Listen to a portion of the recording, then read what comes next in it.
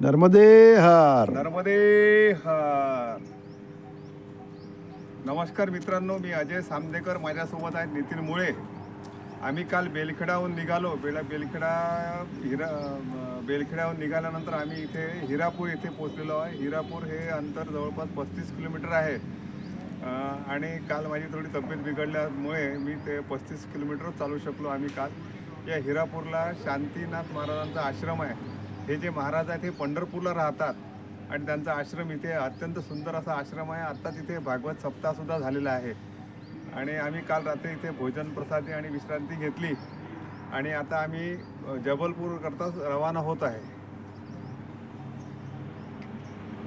नर्मदे हर.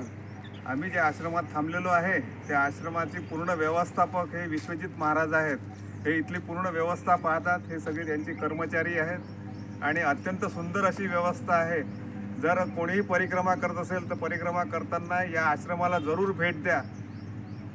नर्मदे हर. नर्मदे हर. नर्मदे हर. मला आता बिदरवरून कर्नाटकचे आहेत 2 जण आणि यांचं एज असेल 25 आणि हे परिक्रमा करतात आहे आणि रोज जवळपास 35 किलोमीटर चालतात.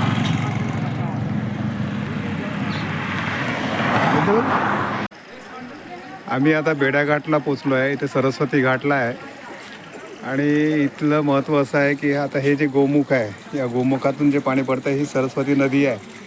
आणि या इकडे पलीकडच्या साईडला आता इथून ते बांधकाम चालू असल्यामुळे ती नदी दिसत नाही आहे. ही गुढी नदी आहे आणि हे नर्मदा मैया आहे, म्हणून याला इथे त्रिवेणी संगम म्हटलं जातं. आणि हे आमचे नितीनराव शंकराला जलाभिषेक करतात आहे. आम्ही काल रात्री मणेरी येथील खेरीमाई आश्रमात मुक्काम केला. तिथे भोजन प्रसादी घेतली आणि आम्ही सकाळी आता दिंडोरी करता निघालेलो आहे.